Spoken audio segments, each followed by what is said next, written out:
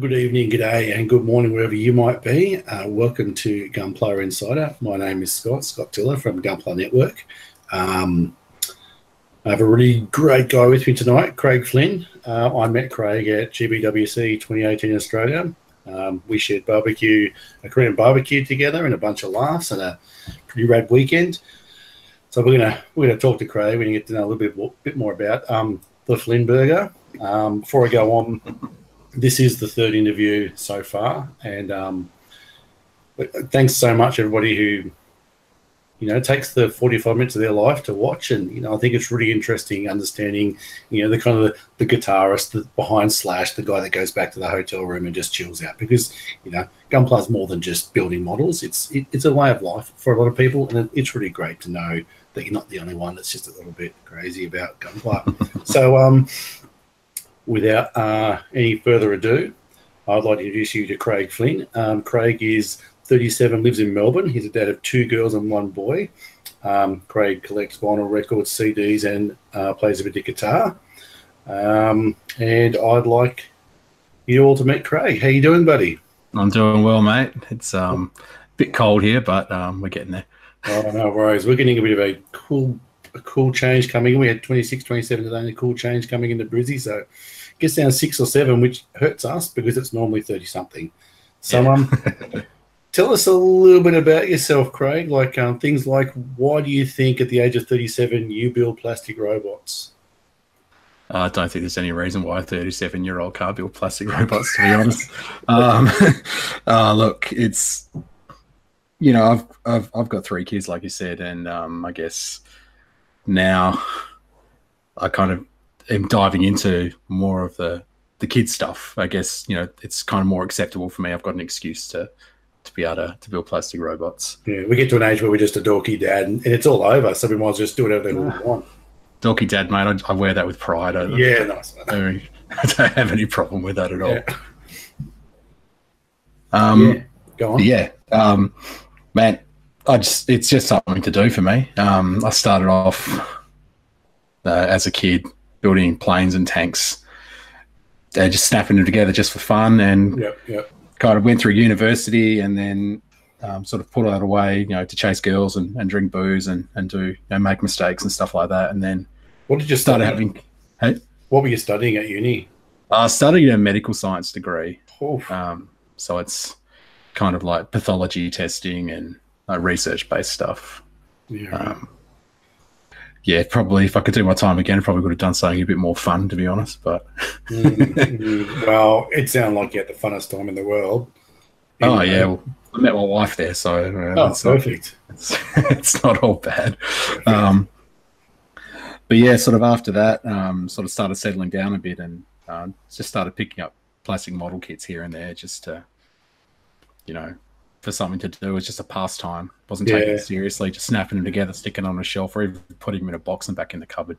Yeah, and, they're like a bit of a puzzle sometimes, aren't they? Like you just, even though, and you find it weird, it's almost a paradox in that the outcome and how it's going to happen because it's all there. But that sort of choose your own adventure. Like, should I build the arm first, or should I just follow the instructions? It allows everybody, all the different personalities, to just, you can either OCD it. I mean, some people's build benches are just shit everywhere. And I was like, how the hell do you get anything done? They just punch out the most gorgeous work. So there's a good reason why I've got this camera set up like this. It looks like a cracked in. Fair enough. Well, I was saying before, we were it's about 10 years. You sort of, I think, about 10 years. So been the Gunpla specifically. Kind of. I've taken a few breaks. So to say I've been doing Gunpla for 10 years is a big lie, really. It's there's been periods where I've taken a couple of years off to focus on, say, play guitar or play video games or something like that. Yeah. But I think the first Gunpla kit I picked up in a bargain bin at one of those variety stores, and it was, I can't remember what it was, like a no-grade, I think it was a no-grade seed kit or something. Yeah. I snapped it together, and then I thought, I'll figure out what this is. Like, I'll do a bit of research on the internet to see what it was, and I came across Mobile Suit Gundam, and I got a copy of it and watched the original Mobile Suit Gundam anime. It's a long haul, isn't it? 40 episodes. Oh, it's an investment. Yeah, it is. A time investment. But I just got that massive, because I'm a child of the 80s, so I got a massive nostalgia kick from that. Yeah. The animation style, the dorky music, and then I just started actively seeking out kits from that. So, gun cannon, gun tank. Those are the two stupidest things I've ever seen in my life, but I wanted to build a kit.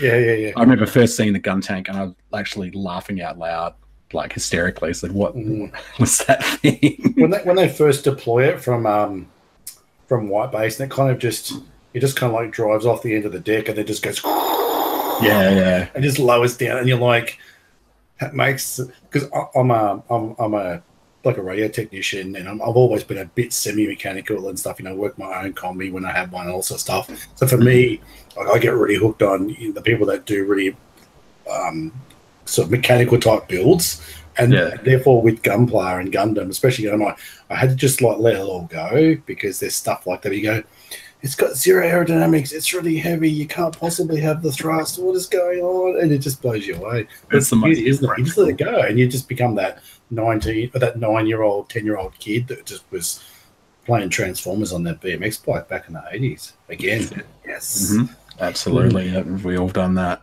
Yeah, cool. Yeah, cool. So what would you say? We'll have a look at some of your kits later. You've got a few photos for me to share. What would you say would be your style of build? A few different characteristics of what you like to. When someone sees your kit, I want them to think this. All right. So, to be honest, most of the time I like to do out-of-box paint jobs. I like to sort of represent what the original content is, like from the anime or something like that. Yeah. I usually change some tones of colors up, because a lot of the times, these Gundams, they're really, really bright. I like to sort of tone the colors down a bit, and then I do like to wear the kits. I see people do some gorgeous sort of clean kits, but I can't really do those because I'm kind of a sloppy, messy. Yeah. So I like to weather them up, and I like to kind of do that realistic kind of style. I think Lincoln Wright said something in one of his videos. That balance between artistic license and realism. And with Gundam, you got no real life reference, so you have a lot of freedom to muck around with textures and colors and stuff. And no one can really tell you what's wrong, because what are you referring to? I can understand someone like saying, like a World War II tank, that's not like that, because that actually existed, and someone can say, okay, so no, you've got that wrong. If you're trying to represent it, that's actually objectively wrong. But amen to that. That's that whole Gunpla's freedom thing. It totally is. You did right. It's relaxing to know that there is no real pressure except from yourself. Yeah, that's right. And it's especially with the weathering side. I've trying to tone it back a bit, because most of my builds are pretty heavy, but I'm trying to sort of rein it in a bit and try to make it more appropriate. And I guess that's kind of my challenge. And I'm learning so much from other people, and across all the different Gunpla groups that I'm part of, and just new materials and textures, and especially going to GBWC and like sort of picking the brains of blokes like Aaron and some of the other guys for weathering tips. It was just Do you are you following a group on Facebook called Weathered Models? No, I don't think I am following that. Dude, it's pretty much, there's one dude that seems to post like every second day, and he just does like cars. Yeah. And he's got this little dio set up, which sort of looks like a junkyard or with a barn and stuff. And it'll just be like look, I'm going to make this up, a 72 Pinto, but it looks like it's been sitting under a mulberry tree for about 40 years. Yeah, right. And there's a window punched in, and you look at it and you go, what? There's one he did a while ago, which was like the Pontiac T-Bird, like Knight Rider, the original Knight Rider. And it looks like it was a car that was used to do a bunch of stunt work.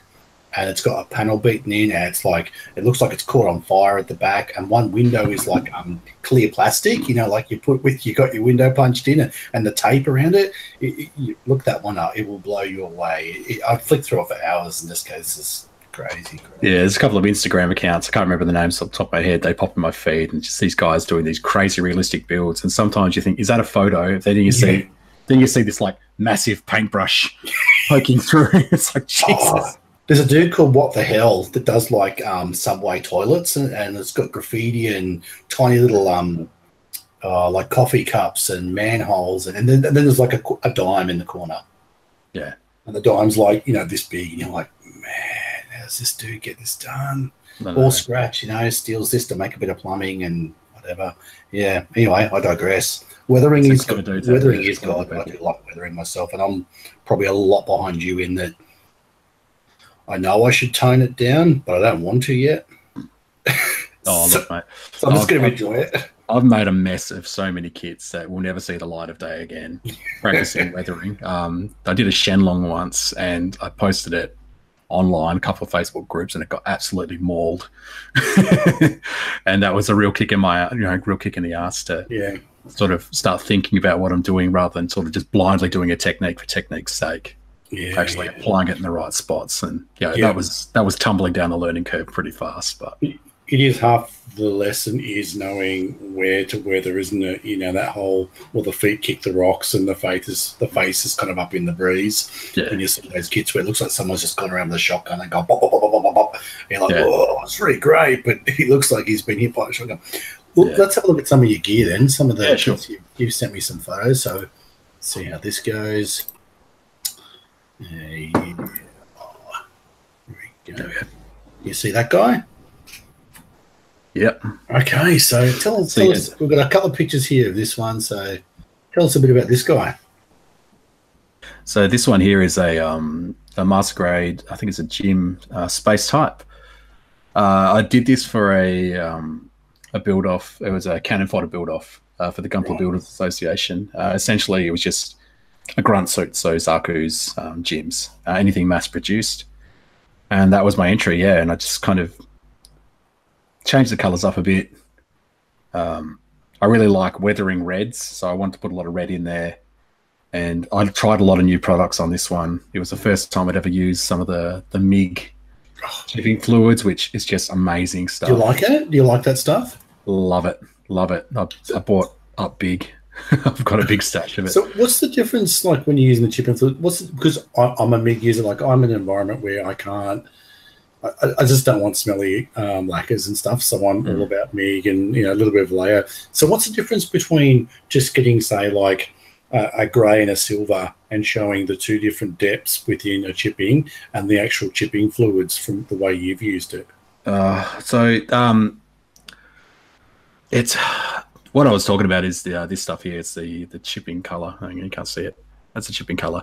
The chipping mediums, I've got a bit of experience with, but not an awful lot. It's basically hairspray chipping, but a lot finer. Yeah. I love that stuff. I love doing it. It's time consuming, but generally I do what I guess I don't know if it's Lincoln's term, but it's additive chipping. So just adding paint over the top. And this stuff I've been using pretty much exclusively since that build. It's just got a nice texture, a nice browny color to it. So I don't know, it's just got the right color, and it flows really well, and especially when you're sponging it on, I just love it. You do a few tutorials, or you've done some before. Have you got one on this? No. Must be time. It is. I was doing tutorials for a while. Did an airbrush series, and that tore it out of me. That was just so time consuming and tiring. I just gave up. I said I'll eventually do it. With the new IGTV feature on Instagram. That's probably where I'm going to put a bit of this stuff. But I'm no expert on this sort of stuff. I will show people how I do it. It might not be perfect, not be right, but generally, as far as a teaching style goes, it would be more about showing people the basics and empowering them to go and try it themselves. You see so many tutorials out there. People say you have to do it this way, or it's not right. I think showing someone the basics and saying, "Hey, I've given you the tools. Go explore, go play." That's what I love about people like Lincoln and Fox from Model Making Guru. They're like, Yeah. so there's these 7 steps, or you can just dip the decal in your cup of tea and slap it on, and it'll probably still make you happy. And if it looks good, it's you've done it right. Yeah. Let's have a look at a few more. You've got you can see this Barbatos, can you? Yep, I can see my Barbie. Yeah. So this one was the first time I tried a gunk wash. And yeah, it very, very messy. It's one of those things where you got the paint job perfect and then you go slap paint all over it. It's a bit scary, but the first time gunking is definitely like, oh, am I doing this right? Yeah, I use it sparingly now, but I went all out on this one. And what do you use for your gunking? I've just used some cheap artist paints, cheap artist oil paints I found. I went straight to the top and used a Beat Lung 502, the Starship Filth. Yeah, I went for my first tube really, really quickly, and then like the next tube lasted like forever. Yeah, this one I think it's just like this. Yeah, cheap artist paints. I think this is Payne's Grey, and I used a burnt umber or raw umber or something. Oh yeah, and just mix them 50-50 and just went like that. Yeah, this build was the first time I tried hand chipping as well. So I didn't use normally a sponge, but I did this all by hand, and it burnt me out. It took so long to do it's good fun. No, it's what I prefer too. That kind of just catching the edges and stuff, and it's just that's trying to get yourself to be random. Like that's a challenge in itself. That was a hard part. I did this thing where I do like if you're going to do 2 colors. I'm totally a noob, but everybody finds their own methods, and I'm like, okay, so how chipped do I want it? And I want it to say 30% chipped. So like I'm looking at that sort of blade thing that comes off the back or the knee, and I'm like, so I'll do 30% and just try it. And then when you get the next color, 30% of that, it's really interesting to watch your mind just develop processes, and when it wins, you're like, yes, thank you, mind. Yeah, look, one of the things I was doing on this one to try and keep it random was I'd do the right arm one night, and then I'd hide it, and then do the left arm the next night or a couple of nights away. So I wasn't looking at it, because somebody would sit there and say, "Oh, no, that one's a bit more chipped up. Better put a bit more." Yeah, cool. All right. Here we go. This is something a bit more recent. Oh, this stupid thing! Like when I first built it, proud, it is awesome, and I was actually laughing hysterically. I said, I can't believe this is actually a thing. So I'm just going to throw my phone over there because it's you're right. Pinging. As long as it's not someone in the other room going, I need you. No. Yeah, so like we were talking earlier, I was planning on doing this Wilson thing on one of the bigger Haros. But I couldn't get my hands on one. And then the Haro Plus came out, and then the Aussie GBA were doing the competition. So I'm just going to do this with this, and yeah, it's just sticks and crap from my garden or the work car park. What is it? What's the sand? Is it just sand sort of sprinkled, or are you able to make that stay? And if you keep it sideways, it would still be there.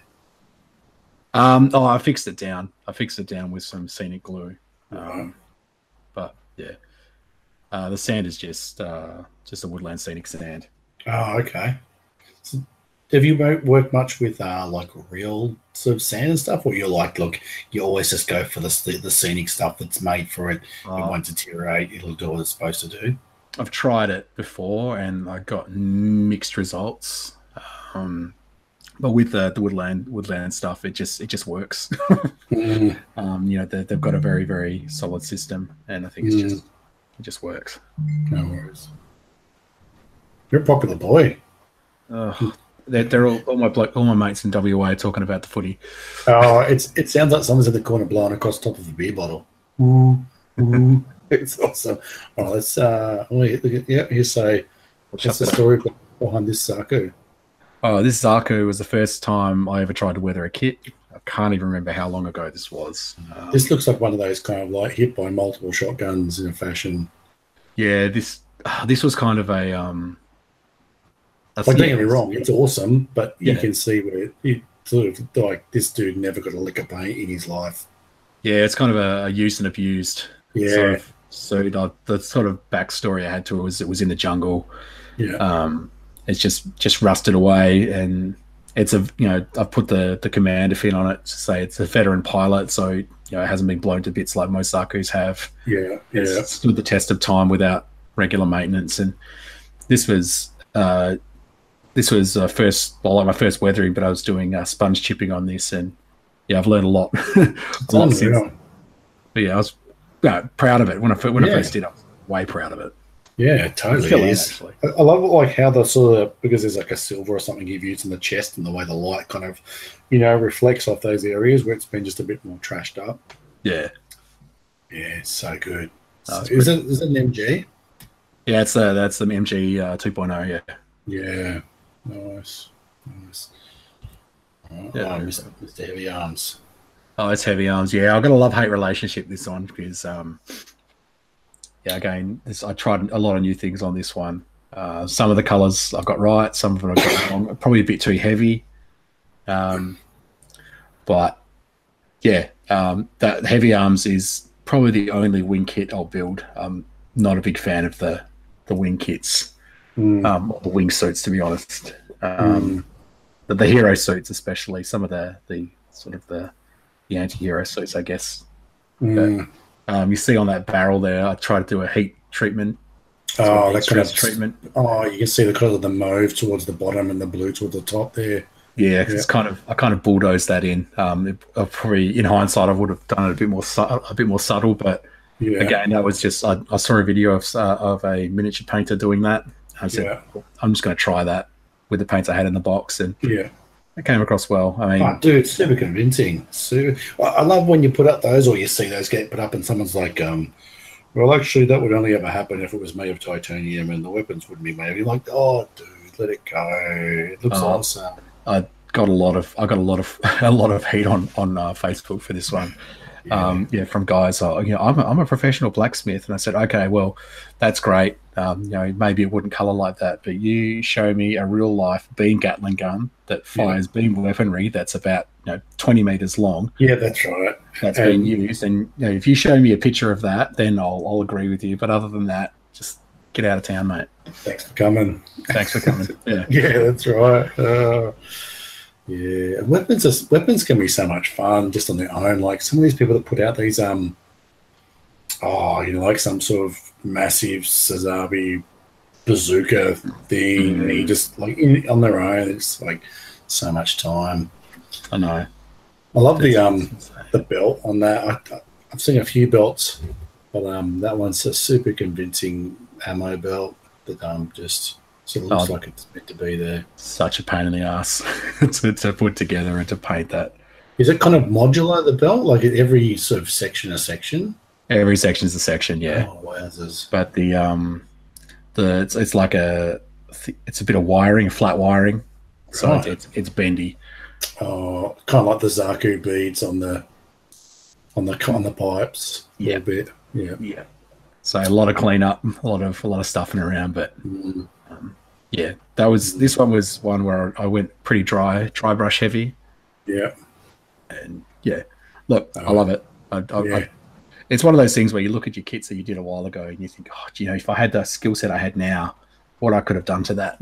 But it's a snapshot of I think pretty much every single build you ever do is going to be a snapshot of where you're at. So I've got a bunch of builds. Like the first stuff I bought was like a massive Origin, like 9 Origin kits, things like the MW01 mobile work and that. And I kind of like just pretty much gunked them and did a little bit of marker work. Yeah. At the time, they're like the best thing. And now they're still in my cabinet. And now I'm looking at them going, you know what? They're only about 10% done. And they're just sitting there, just waiting for me to get my spells together so I can go back and just like really, really hit them. And it's nice to know that, they're just ready. I've got a backlog that's already built, so to speak. Yeah.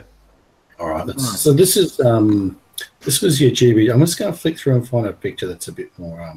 That's sort of you can see. This was your GBWC 2018 build. So, entry. Tell us sort of some story before we get into the model itself. All right. So, this is the first year I entered GBWC, and I've actually wanted to enter the last couple, but I've been terrified. Because I wanted to make sure my skills were sort of up to scratch, essentially, to execute this particular build. I'd always wanted to do a flamethrower Zaku. just, I don't know, it's just an idea that stuck with me, and kind of sat on it for a long time. And the flamethrower is just so anti-personnel, because you could probably walk up to most Federation suits and it would bounce off the windshield.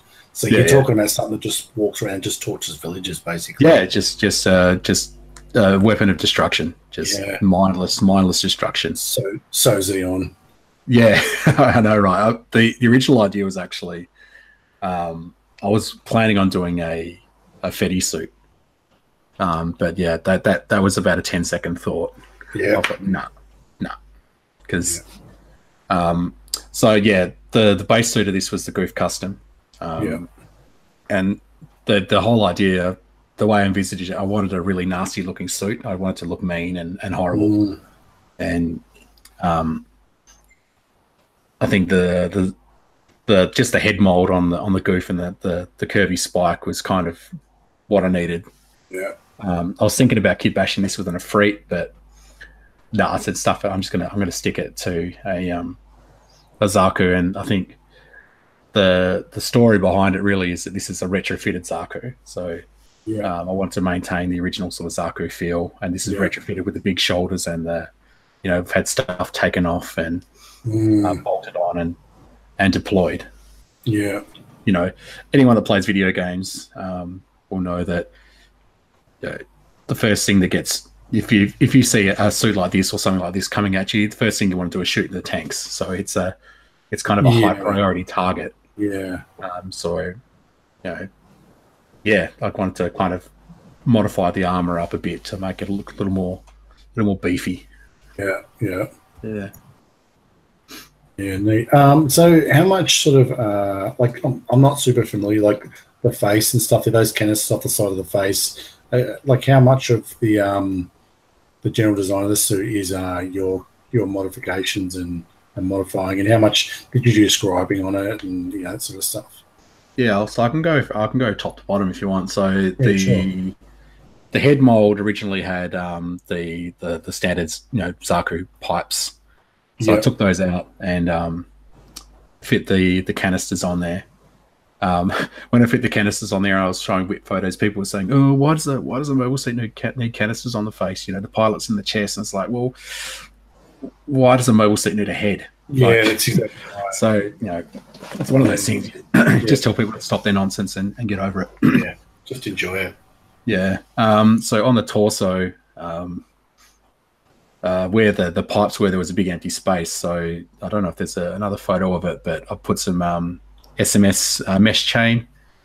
There's a bit of a detail on the shoulders. You probably can see it sort of on the side of the head there. Oh, you turn it up here? Yeah. So that's just to fill in a bit of space. Yeah. Where those cables used to be. And I wanted to use that product because it's an Aussie product, and wanted to have a crack at it. So going down the shoulders, so I dropped those shoulders in length by 6 mil. So that was making up some little pieces of ply plate, chopping the shoulder in half and bulking it up, and then sanding it through here, just sort of extended it. Yeah, right under the spike, and then dropped it. And that was about 3 weeks of sanding. I want a Dremel for Christmas, so wifey, if you're watching, get me a Dremel for Christmas, please. Because that was all done with files and sandpaper and a lot of swearing and a lot of late nights. But essentially, I wanted it to be just more armor on the shoulders and more room for decals and stuff. The arms are pretty much relatively untouched. And the skirts, so the skirts used to have the piping that went from the sort of the crotch piece around to the backpacks. That's gone, and I just put a stub of styrene rod there. Bit of a the rectangular detail on the crotch piece as well, and it just filled in the holes where held the connectors for all the piping. Legs, the legs are pretty much structurally the same, but just scribe some panels in, hatches and just details, just to break some color up. So that was fun. I haven't done a lot of scribing, so this is kind of my first real serious attempt. I'm not going to go crazy and try and do something like Josh does. I just wanted to just to break some. No one tries to do what Josh does. It's just simple squares, mate. Just simple squares. Yeah, hi Josh. You're a freak, Josh. Yes. Just lots of simple squares and yeah, just a few little rivet holes and things. Oh shit, what have I done? Right. Yeah. And yeah, that's it. Then we sort of go into the weapons. So the flamethrower you're showing there, Scott, is the sort of the handle part is the Goof Custom sort of Gatling shield part. Chopped it up and just basically initially I was going to use like a third party, not a third party, like an MSG part gun, Konobuki gun or something like that. And they're all too futuristic. And I thought, well, nah, I want to tone this down. I want to give this like a real, the kind of overall theme of this is kind of like a mix between World War II, sort of Vietnam-y kind of vibe, sort of big, heavy, nothing too overly technical. No. So what does it need? It needs a spout to shoot the fire. It needs a spout to light the fire. It needs a tank. It needs a handle. So that's what I gave it. So you scratched that flamer? Yeah, except for the big red tank is a wave option part. That's a wave option tank. But yeah, the rest of it's scratched. The handle that he's holding onto, I stole that from a 100 scale Barbatos weapon in the parts box. But yeah, that was essentially a scratch build apart from the tank. And the little blue pilot light, I wasn't going to do it. I thought about it. I was like, no, you know what? I'm not going to do it. Then James, who you've done an interview with already, said, no, I should do a pilot light. Yeah, definitely. Then explained like, oh, you know, a bit of extra color, it draws the ie. I was like, all right. Yeah. And that was just a bit of melted clear plastic that I melted with a lighter and just pulled it. Yeah. And just hand painted it blue and just stuck it in there with some glue. It's just that little visual trigger to remind you what the weapon is. Like, yeah, mostly because there's a tank and you're like, I assume that's some sort of flamer. It's just that little lick of flame at the end. You're like, that's definitely a flamer. Yeah, definitely. Tell us about the tanks and the back. What I love is like asymmetry. You know, you've got this sort of like a cap on that side, and then you've got like a breather or something on that side, and it's just that stuff just sets it off. So this was pretty much purely scratch build, except for the little silver tank in the middle. That's a wave option part. I did have to cut it to size. The main two tanks are actually like 1 inch garden pipe. so that's good. So yeah, that's 2 bits of garden pipe shaved down to size, and I've just capped them with some I think it was 2 mil styrene, and just sanded it down and glued it up. And where I've got the straps around the sides, that's kind of where the join marks are, because the standard Tamiya cement wasn't really cutting it as diffuse those parts. It's quite dense. Yeah. So that's kind of serves two purposes. Yeah, these things are actually being held in by something, but it's also to hide some messiness. Yeah. The tops. So the whole idea behind this was based on a Google image I picked up from. I just put into Google Images, World War II flamethrower. I came up with something that kind of looked like this. So that's kind of where it's based off. But on the tops of the tanks on the right side, that's kind of from that picture. I'm looking at that thinking that it's a release valve or a release vent or something. The left side is based on, the big LPG tanks you see when you're driving around. Yeah. Just the cap at the end of that. So that's where that came from. Yeah. So it's like a cleaning inspection port or something that gets bolted down for life. Yeah, pretty much. They want to get in and send some, look, if you think about that, the pilot or the maintenance crew, it'd be like a small sort of jacuzzi size hole that he slides into. Yeah. So on the little tank, below that's all scratch built with tube and plate. And the 3 mil mesh, it's an SMS product, which is really, really cool. So I guess logistically looking at this tank, you've got the two big tanks. So I like to think of them as like flammable A, flammable B. Yeah. Feeding into the small tank, which is like your mixing tank. So through space magic and cockpit controls, it all mixes into this one, and then goes feeds through into the back of the flamethrower itself. And the little red tank's a holding tank, so you're not losing pressure. You've always got a constant supply of fiery pain. And just super rudimentary, like made from, like Russian tractor parts kind of thing. They're just super reliable, just cranking away. Yeah, just the whole idea about this was, keeping it simple. Yeah, it is awesome. Rather than trying to go crazy. Initially, it was going to be like I was just going to do one massive big round tank. Oh, right. And I sort of mocked it up with blue tack, and I just couldn't get it right. The thing kept falling over, and I was like, nah. Yeah. It was a good plan B, though. Yeah, and also like your two pipes coming off the tanks, they're not coming just from the same side or the same point. You've got them sort of offset and just it's nice. Yeah, that was purposeful. Yeah, just that asymmetry. That's something I harp on about him a lot, Lincoln. But I really rate Lincoln's not just a great modeler, but he has all these little tidbits. Like when I first met him, one of the first things he sort of said to me about weathering and shading and stuff is like, even if you've kind of got like, imagine you this is one of his words. What he was saying was, imagine if you've got like a perfect tall kind of cubey oblong. If you're going to do your shading and shadowing and stuff, just on each point do it slightly different, because even though when they come around the other side, it's the same arm, but you can trick the mind into thinking it's new.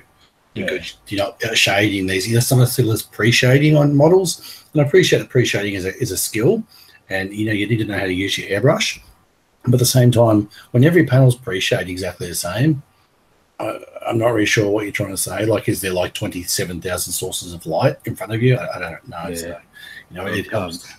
I haven't done a lot of pre-shading because, for that reason, I'm not confident in my eye at the moment to sort of figure out where things go. It's something I want to try. I try to do most of my shading, to be honest, with pigments and dirt and stuff. That's kind of how I do it. It's probably not the best way, but I think it works. So I'm just going to flick back through these photos, and then we'll probably just get everybody to see our ugly mugs again. So if there's anything as we go through here you just want to mention as we flick through, like your favourite bit or your most hated bit. Well, I think your hated bit was probably the shoulder extension, by the sounds of it. Look, it was the worst part to build, but it was the most satisfying to finish. Once I got that liquor paint on there and actually put it onto the suit, I was like, the worst part was the head, to be honest, because I was a bit stupid and tried to be a bit fancy and cut the nose off and put the nose back on again and snapped it off a few times trying to get the get some rod in there to hold the canisters in. So that was probably the worst part of the build for me, because it was basically finished and then the nose snapped off. Oh no. But you would just spend a couple of minutes on the base, because it's just as much amazing as the suit. Look, this is the first time I really tried to do a serious diorama. I've kind of done like sand ones and things like that, but this was just literally flying from the seat of my pants. I kind of always planned to put the mobile suit in the corner, but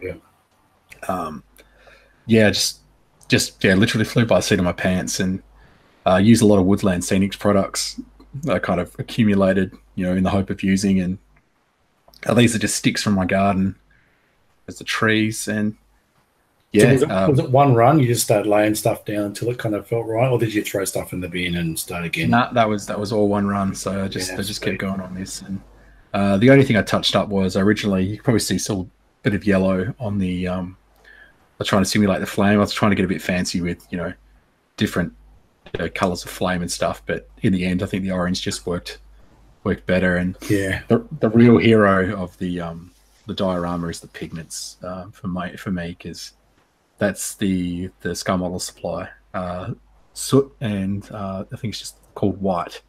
So I just went to town with that stuff. And initially it wasn't as wide as that, but I'm originally from WA, from the wheat belt, so I've seen bushfires and I know what they look like. So I was like, nah, I'm just going to use what's in my head and put it down, and it just worked. It's just one of those really, really lucky moments. It's probably, I guess, what I took away from GBWC. I just took a kit that my theme was, I don't want to look like dog's balls. I was never after any kind of feedback, because I was just there to enjoy the circus. But what I did pick up from a lot of people, I think Lance did mention it to me, because I kind of followed him around. He was like looking at stuff, was like, sometimes it doesn't matter how awesome it is, but if you can't just look at something and see a story, people are just going to go, nice build, next? You know, like something like what you've done there. There's not just a story. There's a whole bunch of stuff that you could kind of envisage this. Like when I saw it, I saw just World War One. You know, just like a battlefield of just all over, people dead, lots of things destroyed, and this thing's just standing there going, "Yeah, I did that." Oh, look, You know, to you be totally honest, feel it, the death and all the awesome yuckiness about it, sort of thing. You know. yeah. To be honest, I took a lot of like James, you know, who you interviewed last time, Yeah, and James. his crazy diorama. You know, I've been throughout this build, I was in contact with him, and you know, sharing whip photos and things like that. So I think I could attribute a lot of that sort of storytelling stuff to what he was doing with his, you know, crazy ass diorama. Except he puts like 12 stories into 500 by 500. It's mad. Corn and pigs and everything. Yeah. The corn, the pig pen was the thing that got me. Yeah. Far out. But yeah. All right. Yeah, cool. Man, that's rad. That is so rad. I think I asked you before your favorite kit, and I think it's sitting up there on your shelf. Yeah, Sniper 2. Oh, so that good. thing just went. That thing, you could have just picked it up and thrown it and on the and it would have put itself together. See, like most kits, putting things together, and you're like, oh, that's a seam line. Oh, that's a seam line. Oh, I'm gonna have to fix that. There's a few things that I want to do with it, but not because, you know, I really need to. It's just because I just want to do it. But yeah, there's nothing on that kit that really needs any attention. Yeah. Which is, pretty gnarly. Really looking forward to getting into that one. But I've got so many like half-built projects that I'll just put it there because it looks nice. But I've got a whole pile of boxes over here with kits that need to be painted and have attention. I was a bit naughty at GBWC and bought a lot of stuff. It's testament to just Gunpla though, isn't it? That you don't have to, like we're talking before about scale tanks and stuff. If you get it, like I bought this, what I got here? I got this. Oh, I'm trying to take people's advice and branch out. I've got this Hasegawa X29, which looks really great. But you look at it and it's like, it's white, and they're going to have to glue it and stuff. And it just, I opened it and just started smacking of hard work. And I'm like, I might just grab one of those HGs and just snap that up tonight, and I'll have something straight away that just makes me feel great. And then put it in the queue, like you said, with the others that will get painted one day. And that's just the beauty of Gunpla. It just allows you to be super creative and create monsters like you've done and like James and everybody does. Or you can just snap this thing up. It's like a 500-piece puzzle, and it's like, what a good night. I can sleep now. Just do whatever you like. I always say to people, you know, if you're having fun, you're doing it right. Yeah, absolutely. You're on Instagram. What's your Instagram dealio? It's _FlynnBurger_. Cool, It's my Instagram. Like links to all my other social medias are on. Sorry, are in there. Yeah, links to all my other social medias are in the my Instagram. Instagram's kind of my hub. Yeah, that's in your bio is the links to all your other stuff. Yeah, pretty much. Yeah, like I was saying before, I've only sort of been in Gunpla since just Christmas gone. There was only a few people I was following. Gunpla Network is one of them. That's fortunate that I landed on my feet with these guys and yourself. Just, you know, a couple of picks here and there, and it's just enough to get me going.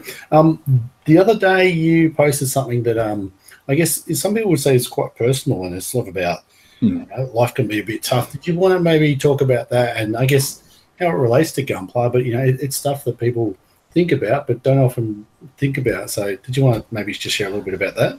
Yeah, sure. So yeah, the post that Scott's talking about is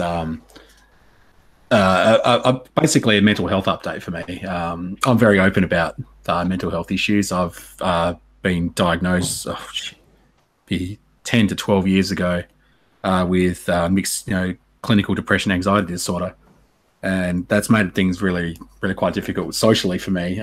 So something like Gunpla and all the various social media platforms that we have Gunpla related content have really kind of helped me branch out and sort of tackle that. For the longest time I've sort of hidden away from it and hidden it from people, but now I'm just really open about it. And this year, a big goal of mine, probably the primary goal for GBWC, was to go meet people and have a good time. It wasn't about the build. I mean, the build was a part of it, but it was really me forcing myself, essentially, by buying plane tickets and a hotel, and making that commitment to go and actually interact and talk to people and meet people, and in a comfortable space like Gunpla. I love Gunpla. I could talk about Gunpla all day. People tell me that the Aussie GBWC event is amazing, and I can tell you it was like one of the best things I've ever done. Yeah, same. And met so many people. Met blokes like Scott. I mean, Scott came up and said hi. All these people that I sort of talked online with but never really talked to, just really open and fun, and it made a big difference. A bit of a turning point for me, in all honesty. It may sound a bit outlandish, but I totally agree.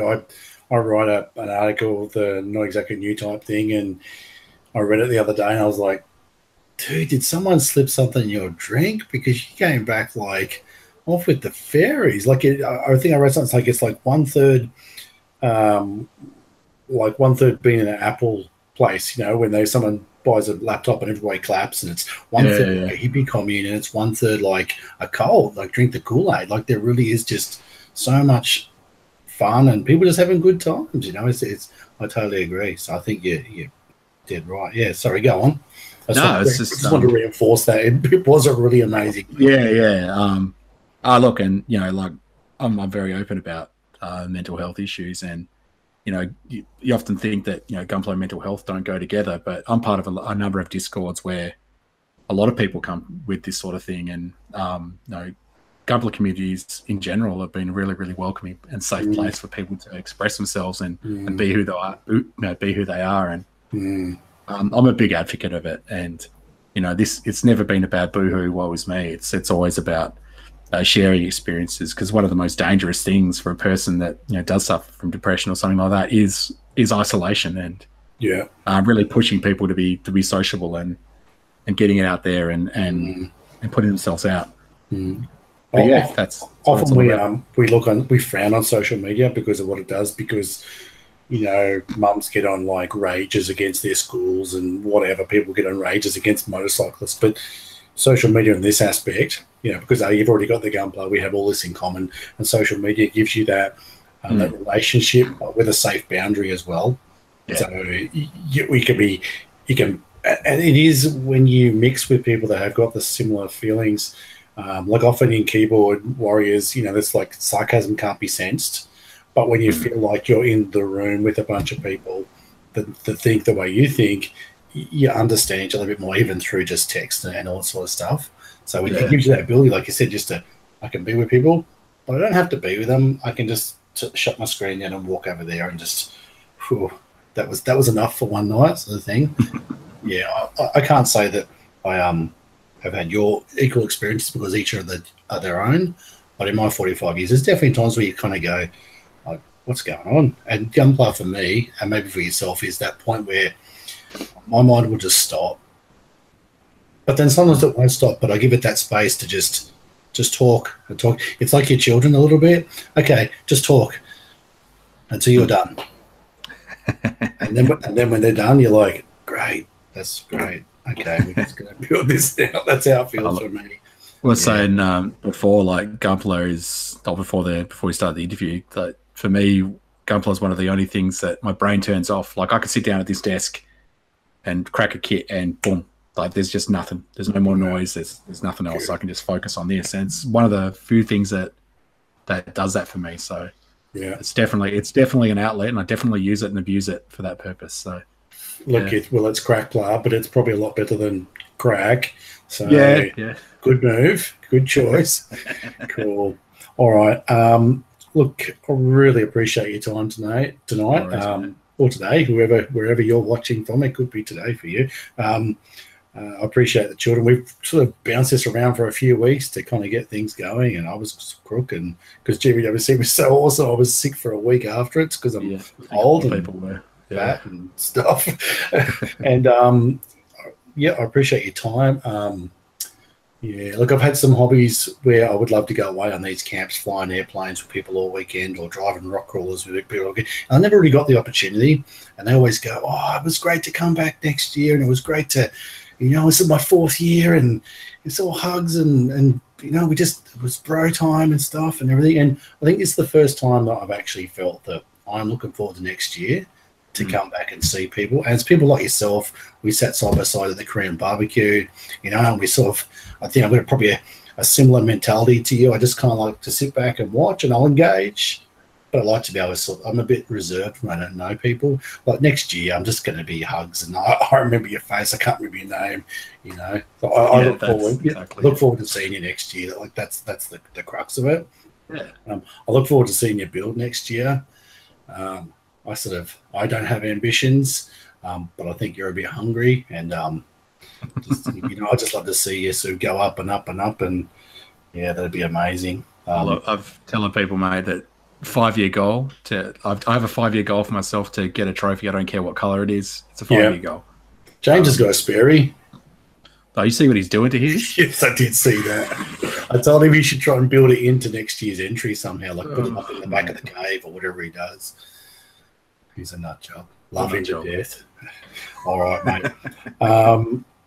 Thanks so much, mate. Yeah, no worries. Thanks for having on. I really appreciate it. Yeah, that's all right. So it was just one more time for your Instagram, because that's where everybody can find everything else about you. So it's _FlynnBurger_. So that's like FLYNNBURGER. That's all right, yeah. Cool. No worries. So go chase up this guy. You do a few the IGTV live streams and stuff. That's good company when you just want to sit and build and listen to someone else yabber instead of your own self. Pretty much, yeah. No worries, man. Look, all the best to your family, and I hope starts to warm up a little bit for you guys down there. And we're getting there. It's cold in Mexico, mate. Yeah, bloody Mexicans. So good. So good. All right, mate. Thanks very much. Sweet as, Scott. And we'll be in touch. No worries, mate.